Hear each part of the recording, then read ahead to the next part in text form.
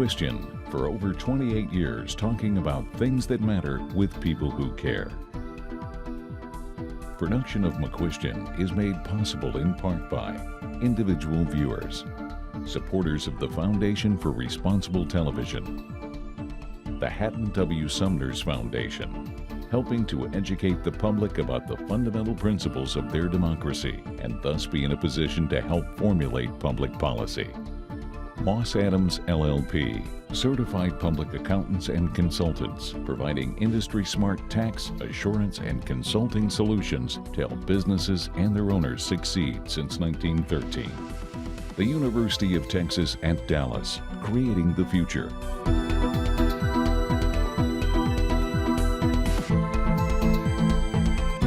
Robert Hall is my guest today, and he's appeared on our program before. He's the author of many articles, and his latest book is This Land of Strangers. He's also a recovering CEO and an executive coach, but his real passion is helping people build strong, positive relationships. Today we're going to talk about an article that you wrote last year entitled The New Religion, Destructive Escalation. So let's start with what destructive escalation is. Robert, what is it?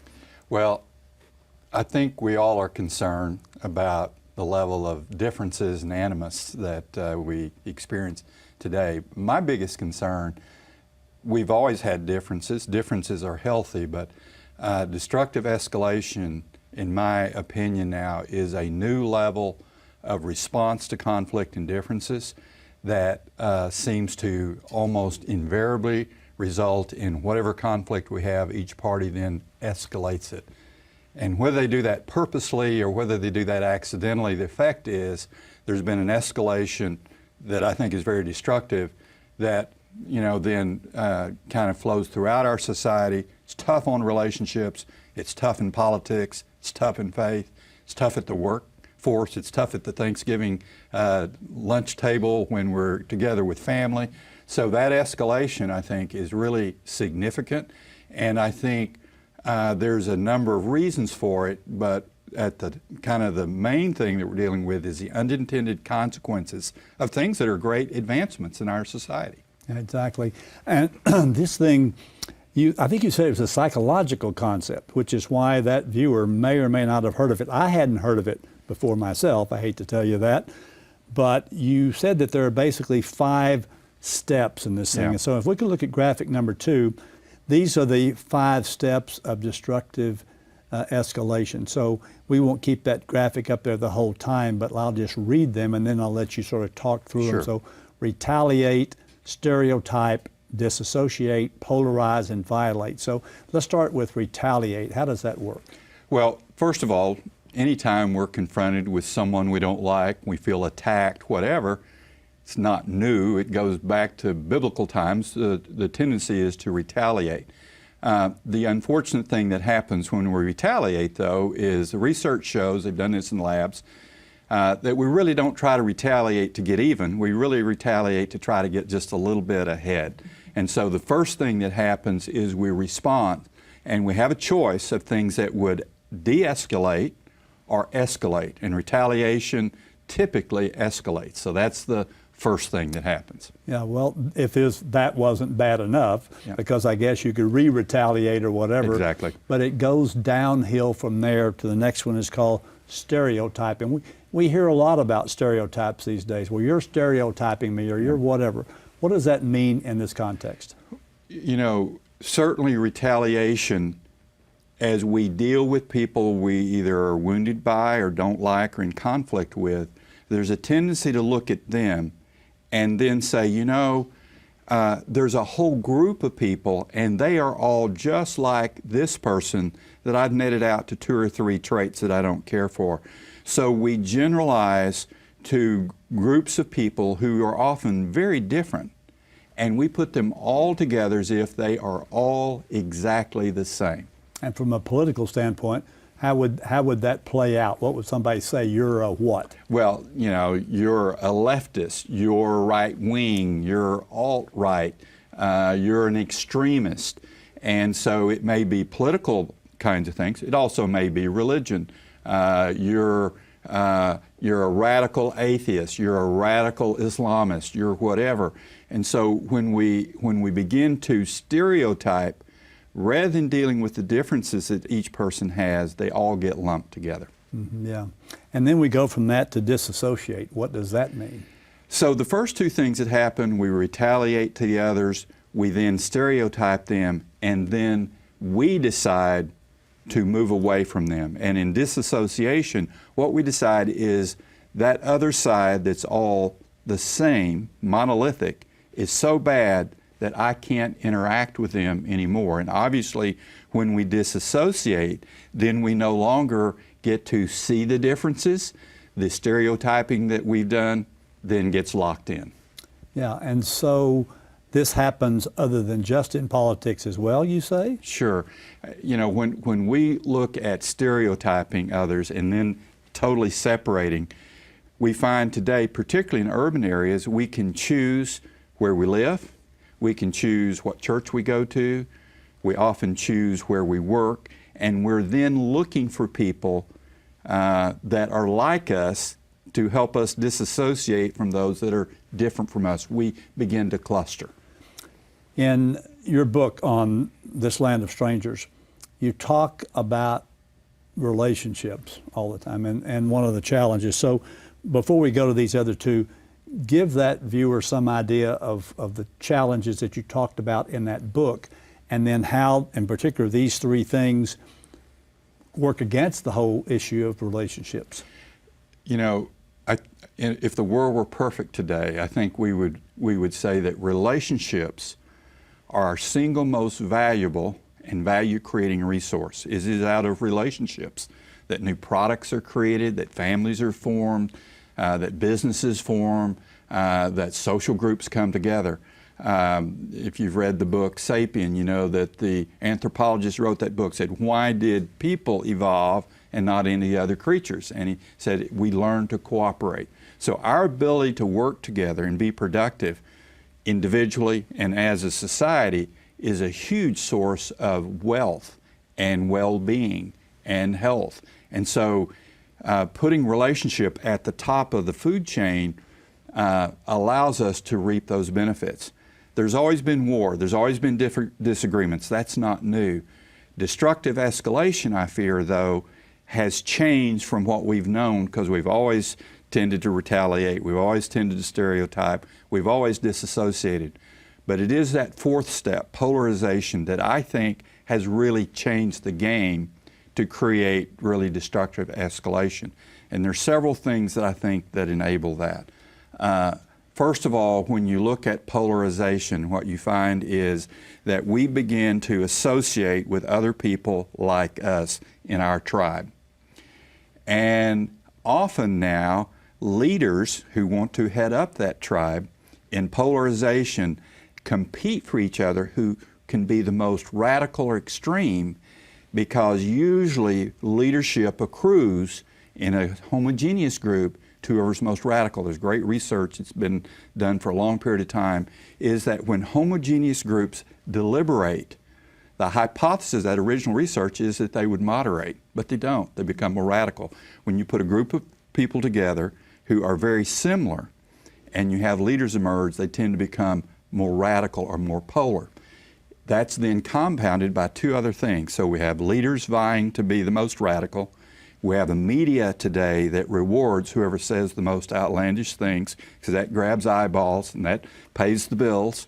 And we certainly have media today that has exemplified that. And then we have technology today that allows us, through social media and related kinds of things, related kinds of technology, to say outlandish things that then get us attention, whether it's on the internet or social media or whatever. We can find other people who say equally outlandish things. We find they become part of our tribe. They become part of our tribe, and the more outlandish, the more likely that we get eyeballs. One related piece of research is that they looked at a group of people who bet on horses, professional bettors. And the hypothesis was, what happens if you go from 5 to 10 meaningful pieces of information around a horse to 20 or beyond? And the hypothesis was that the more information you provide, the better the betters would do. They went back and went through old races, and what it turns out is beyond a certain point, about 5 to 10 key statistics, the betters did not improve their performance. So more information didn't give them better performance, but it did make them more confident. One of the reasons that polarization is such a problem today is that many people who in a former time would not have been very informed are a part of a tribe that are fed radical information, and they feel very informed, and they're therefore very confident. And when someone's very confident, they're unlikely then to be influenced by people who are different. I think you're right. Jim Patrick standing over there in the audience. Jim, talk to us. Robert, question, this tribe, can the tribe be local or can it be global? And if it can be global, does the internet help expand the relationships or inhibit? I think the first part of the question is we are, through technology, better able than ever before to have local tribes, but also global tribes. And one of the things we see in the research around millennials and so forth is that no longer do many of the people in this country, younger people, feel necessarily such a part of this country. They feel like a global citizen. So it enables both global tribes with common views, and then it provides then very much an ability to do local, very small groups, and sometimes small groups that are global. Geographically global, but a relatively small group, maybe with a fairly radical idea. So technology enables a level of tribal behavior. We've always had tribal behavior. It is a supercharger for tribal behavior and allows communication and confirmation bias, because tribes tend to feed each other information that reinforces the purpose and kind of the culture of the tribe. So as a result of that, tribes get locked in a way I think that we've never seen before, and that's part of what we're dealing with. Thank you. Thanks. So back to this, before we get to this last stage, relationships were, let's just talk about political relationships for a minute. We've always had acrimony, all the way from the beginning of the Republic, without a doubt.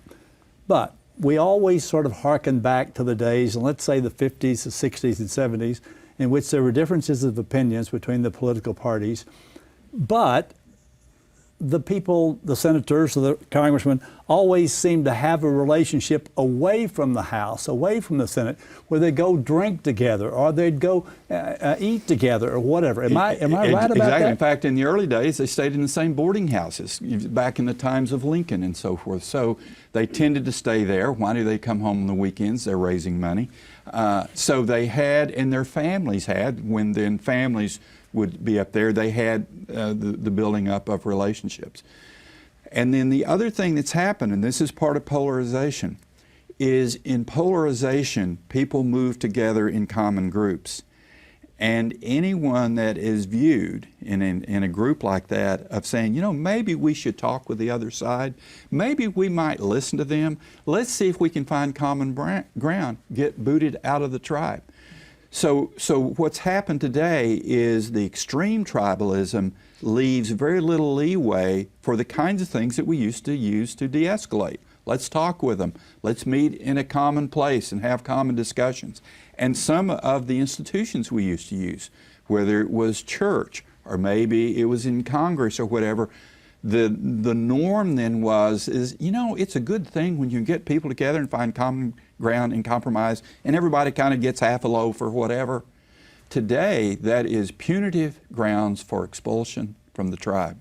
And it is that dynamic that makes it so hard for people who see that we ought to be trying to work together better, but they risk losing their tribe. Interesting. Okay, the last one then is something called violation. What is that, violate? What does that mean? Well, it's interesting when we look at violation. Another way is dehumanizing. We started out by stereotyping, saying those folks are all the same. At the back end, after we polarized, we said, you know, they're not really quite human. And when we can say that a human being is not really human, that is the gateway drug and the permission then to do very bad things, be that physical violence, but more often mental violence, reputational violence. Deplorables? Deplorables, exactly. Use of horrible terms to say that group doesn't count. Then it recycles, because when that group says they are told they are deplorable, what do? They retaliate, and the cycle goes all the way back around again. And so I would not have guessed back when I was in graduate school that we would be at a place today where we're arguing about, is a person or is a group really humane? Are they really a part of the human race? And we don't say it that way, but the way we treat people is as if they don't have feelings, as if they don't have points of view, as if their opinions don't matter, and as if I should not have to listen to them. So, worse than a dog. Yeah, exactly right. So, given that that's apparently the case, and I think most people, I think that person watching this program would probably agree that we're seeing a lot of that, can you de-escalate? Can you some way change this cycle as opposed to letting it feed on itself? Well, I certainly think we can. What we're up against is never before have we had social media where we communicate with thousands or millions of people around the world. Never before have we had not 0 networks, 3 networks, and now an infinite number of news sources. So we're trying to catch up with what the technology in the new world has today. And I think what it starts with is it takes more intention than it's ever taken before. I grew up out on a ranch in the middle of nowhere, and we kind of had to help each other to survive. We'd help them bale their hay, they'd help us with that. So we had a community setting where to survive, if you lived in rural settings, you kind of had to, you might not like everybody, but it took kind of working together. Today we live in a world where the sources that might help us come from a number of different places. So what does that mean? We have to be more intentional than ever before. Number one is to say, I'm not going to be in the escalation business. Full stop. I'm in the de-escalation business. And then secondly, I think the thing we have to do is we have to say, as part of de-escalation, I need in my network of friends and colleagues and people I interact with, I need to be with some people who have a different point of view than I have. If I'm going to view them as human and fully understand that even though I disagree with them, that there's validity and there's value in their opinions and what they believe, I have to get out of my tribe who's all saying the same thing. I don't have to leave it, but I have to find another place where I consciously and intentionally interact with other people who have a different point of view. I have to listen to that and be willing to hear that. And that's tough to do, but really, really important. And I think the third thing that we have to do is we have to say, in the way that I interact, I want to model the kind of world that I want to be in, a world where relationships are really important. I go back to my point earlier. We can decide whether we think our theology or our doctrine or our political viewpoint is the most important thing in the world. Or we can decide that no matter how important I think those things are, living together with other people in a constructive way so we're not literally or figuratively in warfare, I'm going to put a higher priority on that, and that to me is really important. Well, and I think what you just said there is something that each of us individually can do and should do. The problem I have is I don't see leadership necessarily at particularly either one of the political parties modeling that kind of behavior, and ultimately to get to large groups of people, it seems that don't we need more leadership sort of saying the kind of things you're talking about? Or? I think we do. Here's kind of my view of it. Sometimes we have to get to a greater level of pain before we're going to be willing to do that. I just look in the last election. The people who seemed to do the poorest, dropped out the earliest in presidential campaign, were people that were kind of the moderates. And so we had radical groups on each side that sucked up all the oxygen, got all the attention, got all the media coverage. And so I think what's going to happen is for that leader to emerge, we're going to have an electorate that's in enough pain.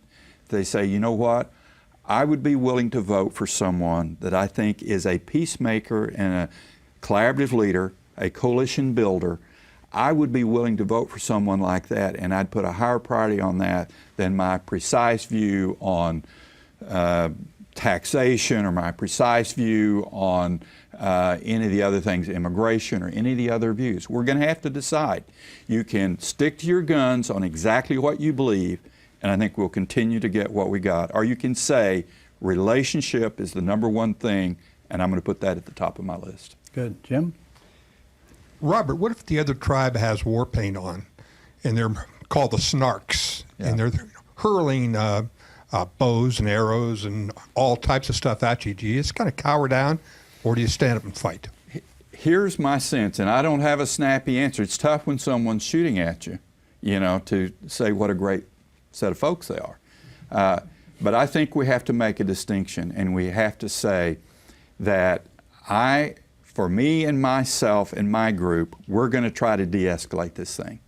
And I'm going to get as creative as I can on what I think can de-escalate it at the same time that I don't want to get done in by it.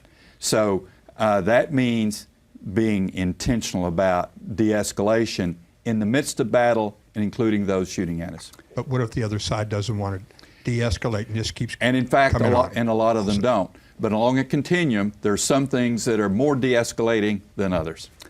Well, Charles Murray is an example I interviewed recently, and he talked about what happened to him at Middlebury College and also at Michigan, as I'm not mistaken. And the lady who was handling him at Middlebury actually ended up with concussion and being injured in the deal. Some of these groups are, obviously law enforcement has a role and doesn't play it real well in some cases. And also administrations of universities and other facilities have a role, so sort of a mediation role.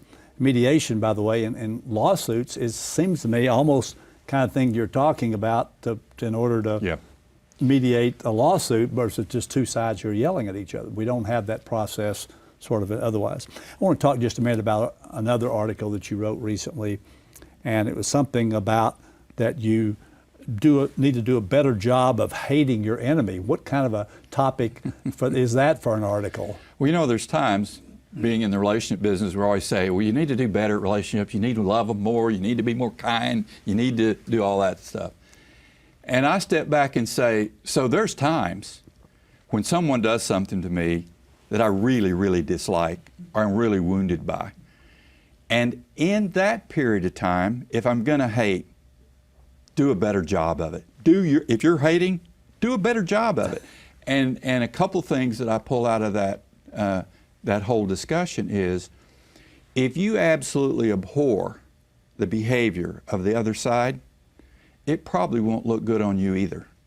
So you don't have to mimic the things you hate about the other side. Do something different than that. And I think that's really important. A related point, just because the other side is doing really stupid stuff doesn't mean you have to do stuff that will basically be self-destructive.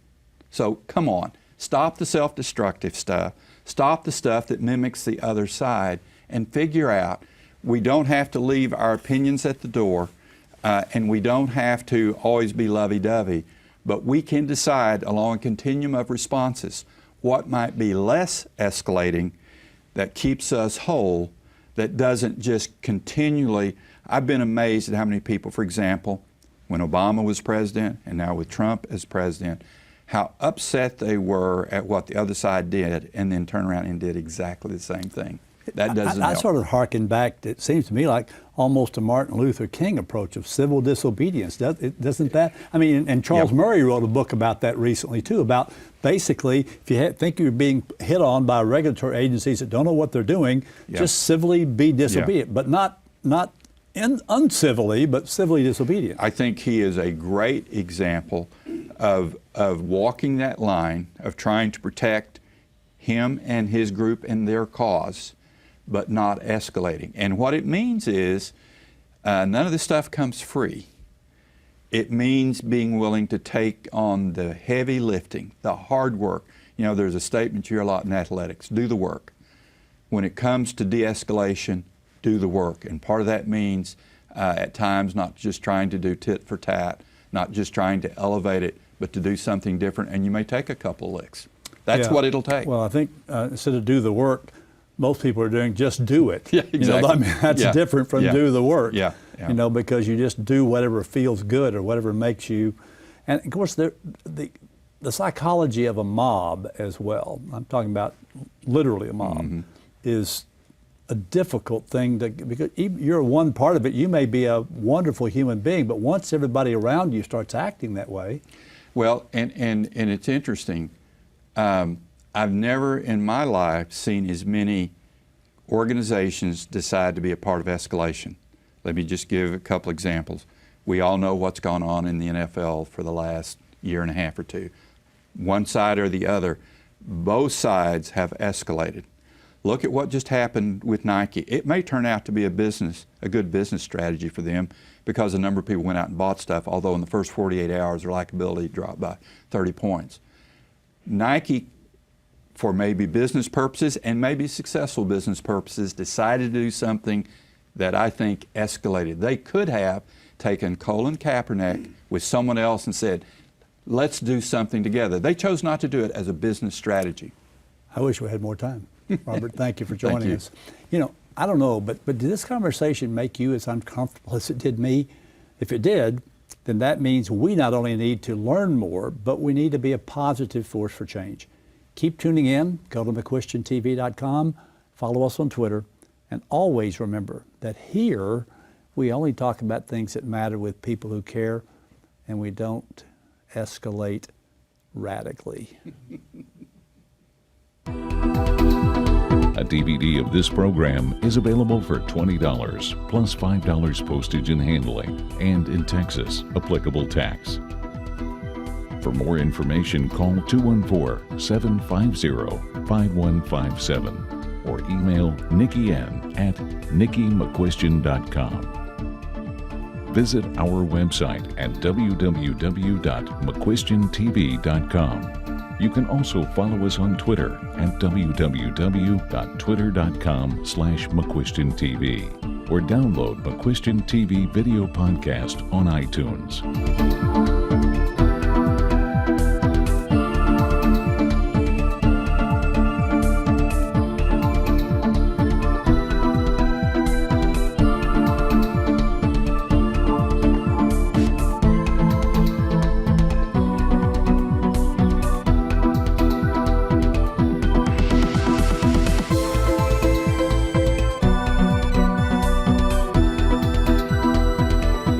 Production of McCuistion is made possible in part by individual viewers, supporters of the Foundation for Responsible Television, the Hatton W. Sumner's Foundation, helping to educate the public about the fundamental principles of their democracy and thus be in a position to help formulate public policy. Moss Adams LLP, certified public accountants and consultants, providing industry-smart tax, assurance, and consulting solutions to help businesses and their owners succeed since 1913. The University of Texas at Dallas, creating the future.